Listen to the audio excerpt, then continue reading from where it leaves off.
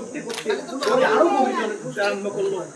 সেই সময় নারদ দেখলো সত্যি কি শরীর দর্শনে আসছে না, সত্যি এর রাগ, ছোট বাচ্চার যেমন রাগ হয়, এক চকলেট দিলে, জিলাপি দিলে, কিছু দিলে আবার সে ঘরে চলে যায়।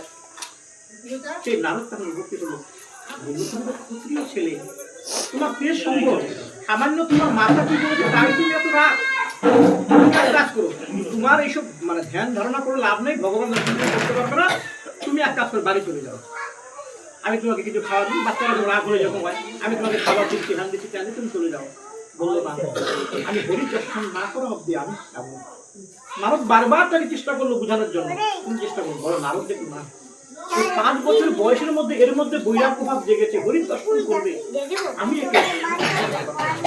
তখন বললো হরি দর্শন যদি তুমি করতে চাও, সামনে মধুবন আছে, এই মধুবনের সামনে সরোবর আছে, সেখানে তুমি চান করে তুমি হরি আরাধনায় লিপ্ত হও। বলছে আমি যে নারায়ণকে দর্শন করবো, আমি তো মন্ত্র জানি না, আমি কি মন্ত্র দর্শন করবো?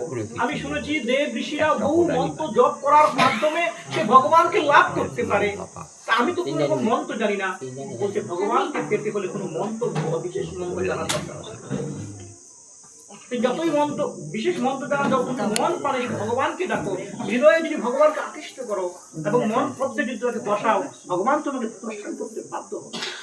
ভগবান থাকতে পারবে না। তুমি যদি ভক্তির ডাকে ভগবান, তার জন্য মন্ত্র, মহামন্ত্র কোনো কিছু জপ করতে হবে না, তুমি শুধু একটাই মন্ত্র জপ করো, ওম নমঃ ভগবতে বাসুদেবায়, ওম নমঃ ভগবতে বাসুদেবায়।